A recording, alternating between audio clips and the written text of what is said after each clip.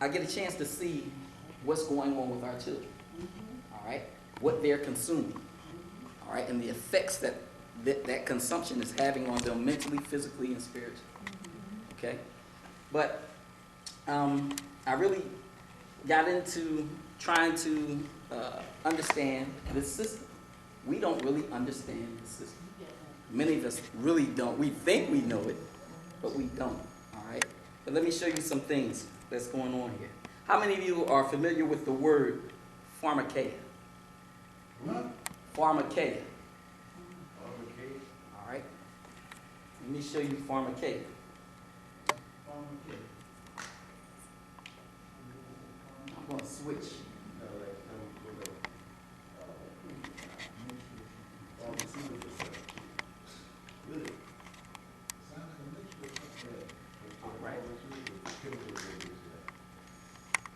Well, pharmakeia is actually a Greek word.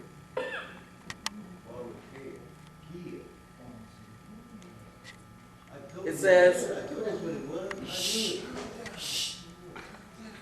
now, it says the definition is the use or the administering of drugs. That's the first definition. Poisoning, sorcery, magical arts, often found in connection with idolatry and fostered by it. The metaphor, the deceptions and seductions of idolatry. All right? What word do we see in here? That's one of our words that we use in society. Pharmacy. Pharmacy. All right? So just think about what this says. Poisoning. Okay? Because if you think about some of the medications that you see advertised on television, what do they say? The side effects. Right? So it's curing one problem, but giving you another. Right? But poisoning. All right? Now, I'm going to go back to DVD, and I want you to see this.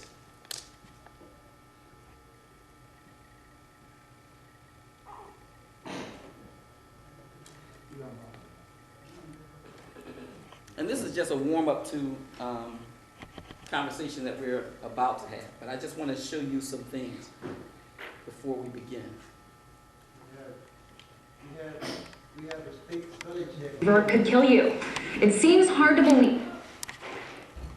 I told you that the most popular over-the-counter pain reliever could kill you.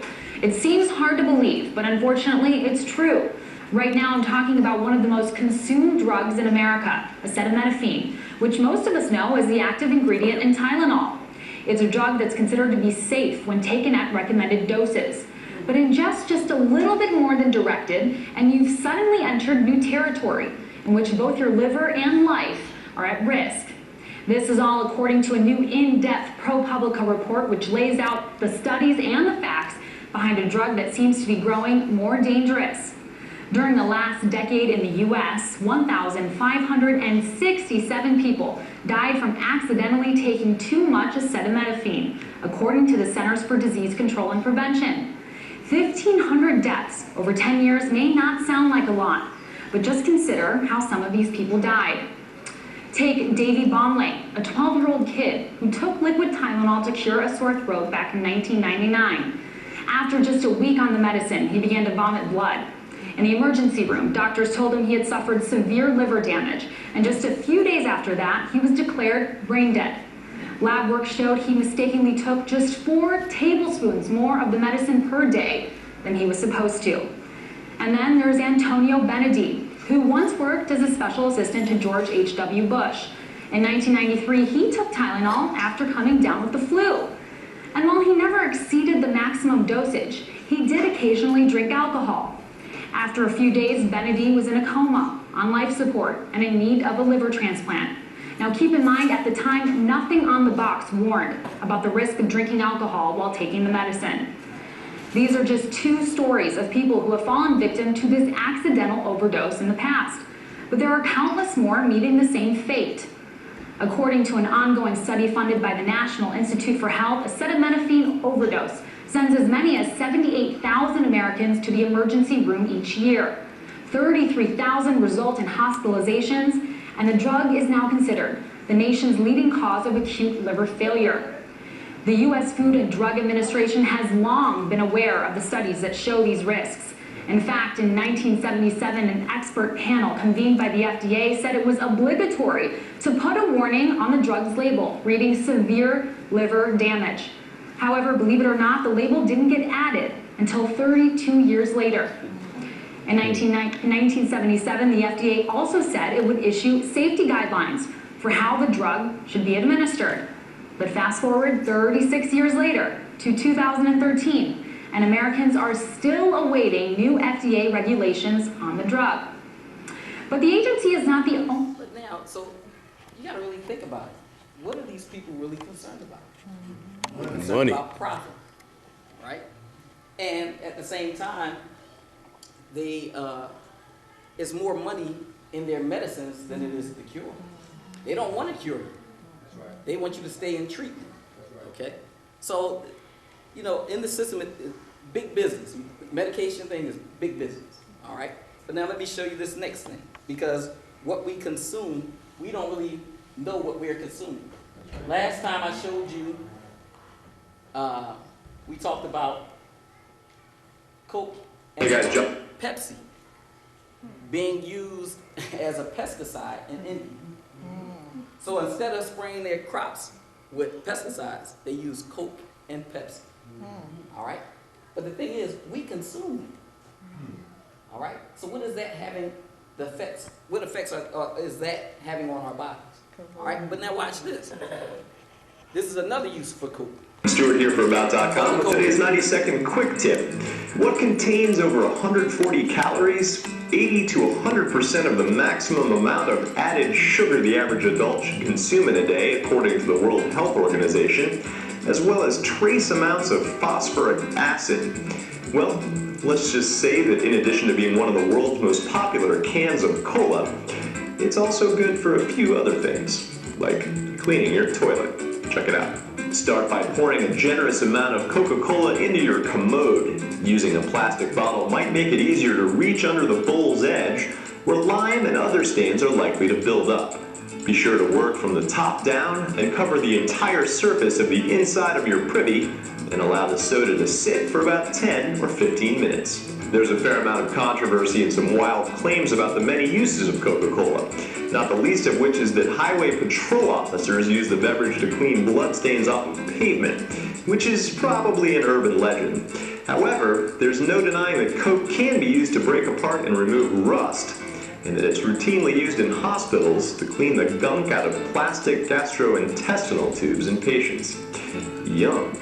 Next, scrub the inside of your john with an abrasive brush, being sure to attack any obvious stains. At this point, the phosphoric acid in the cola should have broken down any stubborn ones and should wipe away easily. Once you've brushed the entire pot, flush, and your porcelain throne should be spotless. Of course, natural solutions like vinegar and baking soda will also do the trick, but sometimes you just can't beat the real thing. Thanks for watching. To learn more, visit us on the web at homegarden.about.com. So now think about this. People are getting all these different illnesses, all sorts of different cancers. But look at the stuff that we're consuming. All right? They just had something come out about a year ago talking about Subway and their bread. The bread, they were using a chemical to make their bread that was in the bread that was the same thing that they used in yoga mats. Bromate or something. Okay. Bromate. Say again, I sister. think it's called bromate. Bromate. B-R-O-M-A-A-D, I think. Something like that. Right. But this is the same chemical used to make yoga mats. Okay, but we're eating that. We're consuming it. All right. Now, does anyone in here know what the main ingredient of rat poison is? Cyanide. All right. A lot of people say cyanide. No. I can't remember the name, but it's Alcohol. No, it's actually fluoride. Right. The same thing that we do what? Brush our teeth. All right. And if you look on the back of your toothpaste, what does it say? Don't swallow more than a pea-sized amount. If you do, contact the what? Poison Control Center. Okay. Look at your back of your toothpaste. Okay. It's on the news this week, a fluoride called cancer. It's on the news this week. Say again. It's on the news this week, a fluoride called cancer. Okay. This week they showed on the news about that. And that's very interesting too. Also, with fluoride, Harvard did a study on it, found out it lowers people's IQ. Okay? So, we think about our people waking up. It might be possible they can't wake up because they're being chemically dumbed down. Okay? So not only through the educational system that they give us, but also chemical. All right? And you also have to think about the fact that they fluoridate the water. They tell you don't swallow more than a pea-sized amount, but then you put it into the water and are constantly consuming it. Okay? And they said that Hitler also used fluoride. He fluoridated his people's water to keep his people more docile. Okay? So it's a lot of things that we have to start looking into and understanding. All right? Now, I want you to see this next piece.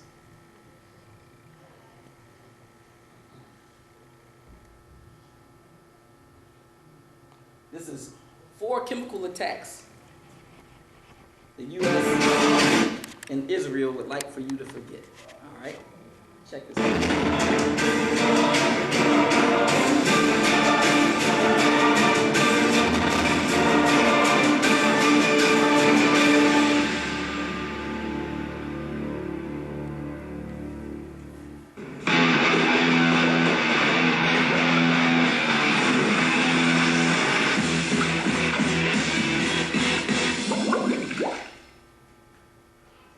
Despite encountering much resistance from world leaders and his own government, Obama's not yet backed down from his plan to attack Syria. In fact, after Congress votes, he's slated to address the nation to continue to make his case to go to war. And of course, the arbitrary red line of chemical weapons use has been his administration's main factor in moving forward with military strikes. But forgive me for asking the obvious question. Why is the use of chemical weapons a reason to bomb a country after over 100,000 lives have already been lost in a 2-year bloody civil war? Moreover, what gives this country the moral authority to intervene in nations that use chemical weapons, when the U.S. is responsible for some of the worst chemical weapons attacks in world history? Think back to just a few decades ago.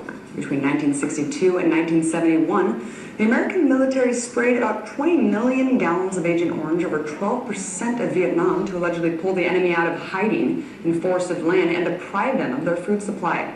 But as former president of the National Lawyers Guild, Marjorie Cohn, explains, the U.S. didn't quite take a targeted approach to the use of that chemical. The landmass was sprayed with no distinction between troops and civilians, and certainly millions of civilians were affected, and so that is a violation of the Geneva Conventions. Unfortunately, because of the blanket spraying of Agent Orange, this toxic chemical still has devastating effects on the country today, including contaminated farmland and extensive birth defects from cancer to babies being born without brain cavities. And so far, there's been zero compensation allotted to the Vietnamese still adversely affected by this poison. But that's just one tragic example. Believe it or not, the government has also overseen the use of chemical weapons against civilians within the borders of its own country.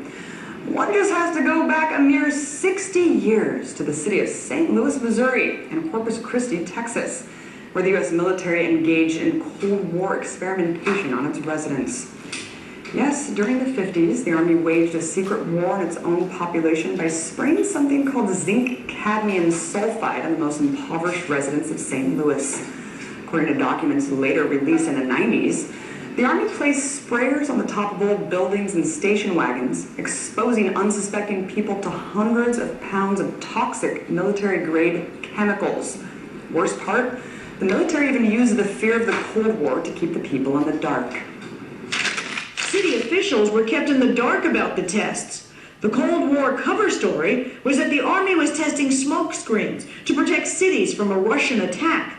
I can see the press release now. Don't worry, guys. We're just trying to build a cloak to shield us from Russian nukes, all right? So stop asking questions. Or what about more recent history, like in 2009, when several human rights groups learned that Israel was spraying Palestinians in Gaza with white phosphorus? Sabah received these burns when an Israeli round slammed into her home in Beit Lahia, northern Gaza, a round that shows all the signs of containing white phosphorus. It completely burned the children, recalls Sabah. From head to toe, the house was in flames. Her husband and 4 of her children died in the attack. So, where was Obama's call then for striking Israel? Oh wait, I forgot. The apartheid state and human rights abuser, Israel, aka U.S.'s closest ally, can do no wrong. And speaking of white phosphorus, turns out that the U.S. liberally dropped this chemical incendiary in Iraq during its occupation. This is a chemical that burns to the bone, but it's not nearly as lethal as depleted uranium, otherwise known as DU. Another chemical weapon used gratuitously during the Iraq War, justified as a protective shell casing for ammunition. The use of DU has undoubtedly left thousands of Iraqi babies with birth defects, even years after U.S. soldiers have left the country. And it was so bad that they were telling the women that they shouldn't have babies anymore because a lot of their babies would come out before. Okay. After the Iraq War, rates of cancer, leukemia and birth defects rose dramatically in Najaf. The areas affected by fighting saw the biggest increases. We believe it's because of illegal weapons like depleted uranium. And the hospitals here, cancer is more common than the flu. Cancer more common than the flu. I guess when you're talking about a highly radioactive substance that has a half-life of 4 billion years, we should only expect that trend to continue. So, remind me again why chemical warfare is Obama's reason to attack Syria? Yeah, that's what I thought. We are... Now, it's the system. It doesn't matter who's in office. That's the system, It's the right? system. It ain't just, it's This- whoever represents the U.S., that's Right. what it is. This system is totally Evil. okay? But now, in talking about the system, I want you to listen to these 2 guys, all right? One guy's name is Alan Watt. A lot of knowledge. The other guy is Jordan Maxwell. A lot of knowledge also. And they understand a lot about what they call the occult. Okay? And that's what a lot of this system is based on. It's based on the occult.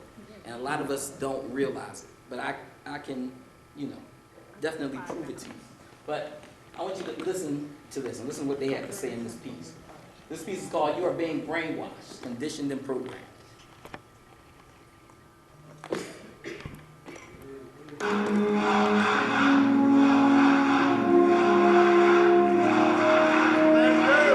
Take me very long to figure out that so much of what is going on, humans are not being told. We are not being told the real truth.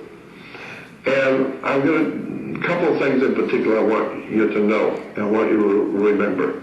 Nothing in this world, nothing works the way you think it does. There's always more to the story. You hear about some marriage breaking up, and the husband did this, the wife did that, and it's very obvious what happened. No, it's not obvious what happened.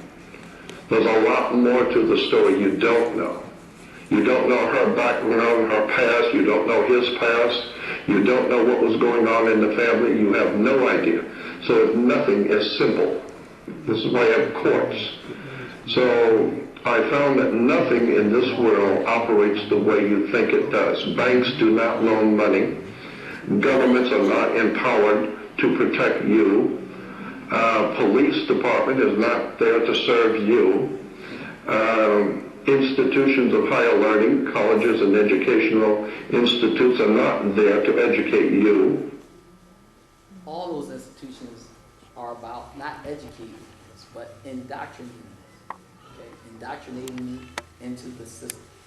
That's why they want your children so early, right? So that they can indoctrinate them at a young age. So they will grow up thinking that homosexuality is fine. Okay? They have an agenda, and they're taking our children away from us. And we don't even realize it. We're just allowing it. Okay?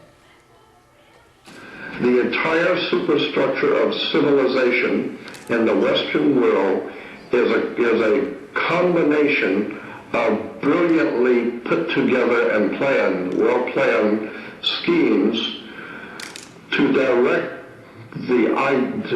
the minds of the people in such a way as to serve their masters.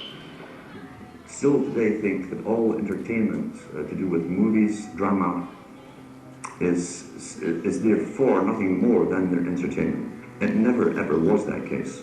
Of course, television can't perform such miracles as this, yet. But perhaps there's no harm wishing that it could. The greatest social messages are promoted through movies and drama, high drama, through the fixation of emotive sequences, emotional sequences, not logical, factual sequences, but pushing points across in an emotional way which register and fix in the mind. So emotional content is very, very important, rather than going through an actual discussion or an argument using logic and facts. There's no debate. And when you're being downloaded through fiction, your guard is down, the censor part of your brain is not in action. It isn't saying, yes, I agree with this, I disagree with that, as you would in a debate or a lecture. You're actually in an alpha state, being completely downloaded with new ideas. What's another name for a television show? Program. A program. A television program. And it's doing exactly that. They're programming you to accept things that you would have never accepted before. Okay? And I've done that for a long time. And one of the biggest tools in the hands of the masters who run this world is Hollywood. Hollywood is an incredible story. I've said this, and maybe many hearing me now have heard me say this, but I'll say it again, that the white man's establishment comes from Europe. And in northern, southern, well, all four, northeast, south, and western Europe, even at the time of the Roman Empire and before, that whole section of Europe that we call the center for the white man's presence on the earth was quite literally ruled over. Ancient Europe was ruled over by a priesthood called the Druids. And the Druids were they were the ministers, the priests, the judges, the lawyers, they were the religious leaders, so there was a priesthood that dominated Europe. It still does. Europe is still a Druidic country, and America is a Druidic country. Unless you understand the Druidic system, then you're never going to figure out what's going on in America and England. But one of the most important symbols in the Druid system was a magic wand, like Merlin, the magician with the magic wand, and also the orchestra leaders and conductors always have a magic wand, and you had better play to the tune of the master. He directs you to play, and he directs you to stop with the magic wand. So you're dancing to his music, okay? Magic wands were always made out of the wood of a holly tree. It's made out of Hollywood. And Hollywood is a Druidic establishment. And the symbols, the words, the terms, the stories are designed. Think about it. Think about how Hollywood does what they do. I'm not saying they're evil. I'm just explaining how Hollywood works. But they are. You have, first of all, a story. So somebody has to write the story. All right, so now you've got a story. Now you have to give it to a screenwriter who's going to adapt that story, excuse me, adapt that story into a screenplay. Because you can't just tell the story, you have to design it to be a movie. Now once you do that, then you're going to have the actors, very important actors, because you're going to need people to act the part. And so it doesn't mean that they actually have human feelings. No, they're being paid to act like they care, to act like they love someone too. It's an act. And so you're paying actors to act out the part that the screenwriters have written, and you want to make sure the actors do it just right. So you have to have a director, and he's going to direct everything you say and do the way he wants it said. Then you have, of course, the producer, and he's also subjected to the executive producer who is producing the money. And when you think about it, they create these illusions, right? Because that's what all these television programs are. They're illusions. But they're so realistic to us that they make us cry, right? Get scared, all right? So it's a very powerful system, okay? This Hollywood. So it easily manipulates our belief systems, okay? And so all of this is a whole system of putting together a system of a story that tells you a story. It causes you to think in terms of what you just saw, so that people go out from the movie and think in their minds, this is the way you normally would react to a situation, the way the guy in the movie did. And so that's why today, in the Western civilization, especially in the West, our ability to work with each other and live together as humans is so screwed up. Because we've been watching so much television and so many movies and so much silliness coming out of Hollywood, so much violence and sex and drugs and all the rest of it, that people have no idea in the world how to live anymore. They've lost their humanity. Okay, so you're saying... See, they control our perception of the world, okay? And when somebody controls your perception, they have total control. You know, especially your perception of yourself, okay? Look at what they've done to us as Muslims. They made the most peaceful people in the world into terrorists. And these people believe it. Okay? So, think about it. Think about what the masses are consuming. Okay? In many ways, Hollywood movies and television are actually sort of doing behavior modification. Precisely. Can we start wars in faraway countries without the authorization of Congress? Yes, we can. About 100 years ago, this big organization with many branches, they wanted to rule the world basically using Britain as a nucleus of a system, an embryo, which also was going to be joined with the US under the Anglo-American establishment, wrote about the kind of culture and the changes of culture over a 100-year period that they would actually design, implement, and bring in. And H.G. Wells talked about it too. He talked about arenas. He says arenas could be put up across the world for sports, for instance. Now, at that time, sports was something that children, school children were into. Adults became adults and got onto adult things. So it was unimaginable at the time that people could actually believe that there was even a need for adult sports and entertainment, never mind having arenas built across the world. But he said we can do this and foist basically a sports culture for the males. Using a tribal system, we're all tribal to an extent. That's why we even bother to vote for a tribal leader. This is well understood. That's why we're supplied with these leaders. And because the average man was to become more disengaged from his own destiny as the expert class arose, it was decided that the males would get their outlet basically,